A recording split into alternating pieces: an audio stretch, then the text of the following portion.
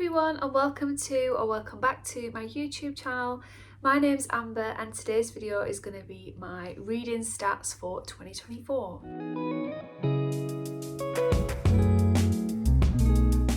I'm filming this video a little bit later than I was hoping to, but honestly the weather in the UK at the minute is just absolutely miserable. It's literally the first day that I've been able to film in light.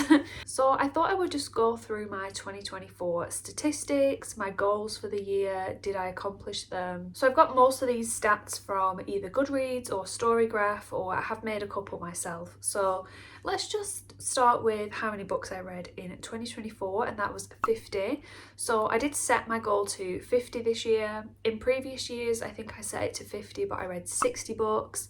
And one year I read 70 books, so it is a little bit less than I have done in previous years, but to be fair, I think it's still quite a decent amount to say that I'm working full-time. I still need to have a life outside of reading, so yeah, I'm quite proud of this. This year I am going to be changing my Goodreads goal down to 40, just because I think that 50, it is still quite a challenge for me to do, and I feel like I've been prioritising shorter books and just fast-paced books so that I can read as much as possible, but in actual fact I'm kind of neglecting maybe the longer books that I know I want to invest a bit more time into.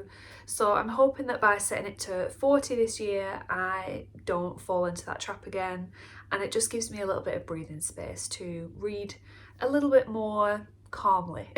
So in 2024, the pages that I read were a bit different across Goodreads and Storygraph. So on Goodreads it said that I read 14,813 pages, and then on Storygraph it said 15,108 pages. So I must just have saved different editions across both platforms. I normally just pick whichever has the nicest cover rather than the actual edition that I read, so I'm going to say that it's somewhere between the 15,000 page mark, which I don't really have any concept of to visualize that. Like, is that a lot? Is that not a lot? I do remember seeing maybe on Storygraph that the average length of a book that I read this year was 294 pages, which is quite low, I think. So maybe we're quite on the low end of pages read in comparison to books that I read. In total I DNF'd 9 books, so I will put some graphics on the screen just to show you which ones I DNF'd. But I think 9 books in 1 year is quite a lot. To say that I read 50, I think that is the most that I've ever DNF'd in 1 year, so that's pretty good going. My average rating for the year was 3.68, which I think is quite good. I think that sounds quite positive. I think my average in past years has been like 3.6, 3.7, so I think it is the same as previous years, but to me that says that I am enjoying most of the books that I'm reading, which is a good thing. In terms of star ratings, I'll put the graph on the screen, but I had 5 2 stars, no 1 stars by the way, which is good. I had 4 2.5 stars, 8 3 stars, 6 3.5 stars, 2 3.75 stars, 11 4 stars, 4 4.5 stars, 2 4.75 stars, and 8 5 stars. So I feel like that is a lot of numbers to throw at you, and even in my head that got a little bit messy. But I think that's quite good. That means that 9 of the books were under 3 stars, which I think all of them made it to my worst books of the year video. So if you've not watched that and you're interested in hearing about those, then I will link that. My 5 stars and 4.75 stars I think might be the ones that made it to my best books of the year video, so again I will link that if you're interested. So let me just do some quick maths. That means that 25 books out of the 50, so half, were over 4 star, were 4 star and over, so yeah, I think that's good. Now moving on to how I actually read those books. So this is one that I've made myself, a little pie chart. So out of the 50 books that I read this year, I read 17 of them physically. So that isn't actually that much. Out of those 17, 16 were ones that I actually owned physically, and then 1 of them was from the library. I wanted to just throw in here that I did buy 4 books after I read them this year. So even though I didn't read them physically, I then bought physical copies. I read 10 books purely on audio, so I will put those on the screen here. And then 4 of them I did a tandem read, so I read them both with audio or with my ebook or physically or whatever. But my most common way to read books is ebook, so I read 19 books purely through my Kindle this year. I first got a Kindle when I was probably about 14, 15, and ever since then I've always had a Kindle. I've always used it pretty religiously. I absolutely love a Kindle, especially at night when I'm in bed. I just hate having like a big heavy book and not really being able to see what I'm reading, whereas a Kindle is just so light, so easy to read, so quick. I love that you're able to see how many minutes until you're at the end of a chapter, or what percentage you are of the way through a book. It just really motivates me. It's no surprise to me that that's the most common way that I read books. In terms of series, I read 4 books that were part of a series. I read 2 that were continuing on in a series, and then I started 2 new series. So I started reading ACOTAR and The Three Body Problem, which I loved both of them. Authors, this one really surprised me actually. So new to me authors this year, out of the 50 books, were 42. So I read a ton of authors that I've never read from before. I didn't have any rereads this year, and I also didn't read multiple books by any one author. So all those 50 books were all by different authors. 42 were new to me, and then 8 of them I've already read from before, so again I will put them on the screen. And it's not with these books that I was desperate to read more books by these authors. I just wanted to read these books specifically. I also kind of touched on this in my last video, which was like my reading survey, where I only read 2 2024 releases this year, which is crazy because I feel like I add them to my TBR all the time, but I've only read 2. So 48 of the books were not published in 2024, which is bizarre. Next up, I thought I would just show you this from Storygraph. It's a graph of how much I read per month. So I think it uses 1 line for books and 1 line for pages. Clearly this goes very up and down as the year goes on. It's like I started off very steady, you know, reading a similar amount of books, and then it massively dips in June, and then I read the highest amount of books in August, and then the lowest in September, and yeah, it just goes very up and down. So I thought that was interesting, and I don't really know why that is. A couple of other stats from Storygraph. The genres that I read most from this year, I was actually quite surprised because it was a joint tie between thrillers and literary fiction. So I read 15 each of those books. I really thought I'd kind of gravitated away from thrillers. I just found myself gravitating more towards like mysteries or literary fiction, that I didn't feel like I was reading a lot of thrillers. So it was quite interesting to see that. I clearly still am.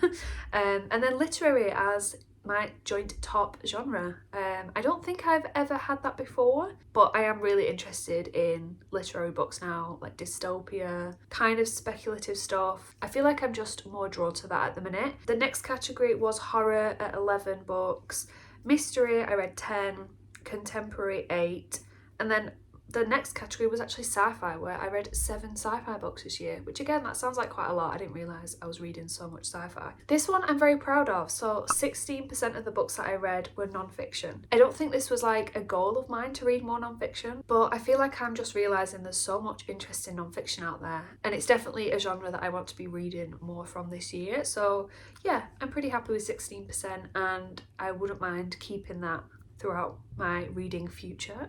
The moods obviously are always the same. It's mostly dark, mysterious, reflective, tense and emotional. So those 5 moods make up for over 75% of my reading. And then this one made me laugh. So Storygraph did a mood map where if you read light-hearted books, it would like drag the map up, and if you read dark ones, it would push the line down. And this is what it gave me, which is just a complete flat line at the bottom. So there was no lightheartedness at all, it was just pure misery. So even though I feel like I shouldn't be surprised, I am surprised, because last year I moved slightly away from just pure gross books, like horrifying books, and I wouldn't describe any of them as lighthearted, but yeah, that really does look like I'm just reading pure misery, and I don't feel like I am. So I don't know what to say about that one. And then quickly onto the pace of the books that I read. So 32% were fast-paced, 52% were medium, and 16% were slow. And then page number, only 8% of the books that I read this year were over 500 pages, 38% of them were 300 to 499 pages, and then the overwhelming majority at 54% of books that I read were under 300 pages. I am kind of disappointed with myself for that one, because I definitely do prioritise books under 300 pages. So I'm going to try not to do that this year. So next, I just wanted to go through some of my 2024 reading goals and reading challenges and just talk about whether I actually met them or not. So My big challenge for this year was 24 books in 2024. I didn't do very well with this. I will go into more detail about the actual books in another video because I am gonna try this again for 2025.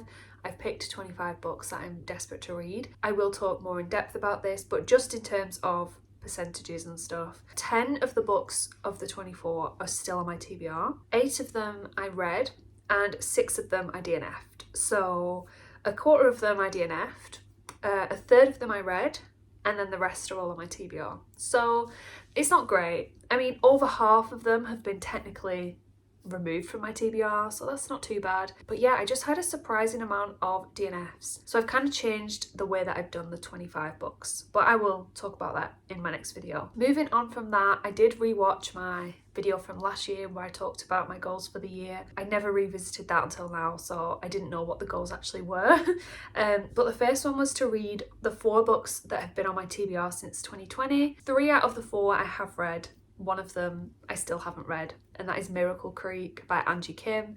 That has been the oldest book on my TBR for ages now, so that one really needs to be read ASAP. Another one that I wanted to do was to buy secondhand copies of some of my favourite books, and I have started working towards that. So I picked up a couple of my horror favourites this year. I have been buying some of my 5-star predictions so that I don't have to add them to that list of, oh well, I enjoyed this on my Kindle, so I'll buy it physically. So I have kind of been doing that, but I will continue that on in this year. The next one was to read my older physical TBR, and I feel like I haven't really been doing this. There are still some books that are on my physical shelf downstairs that have just been sat there for ages. I have been quite good at pulling some of the ones out that I'm no longer interested in and selling them or giving them to charity.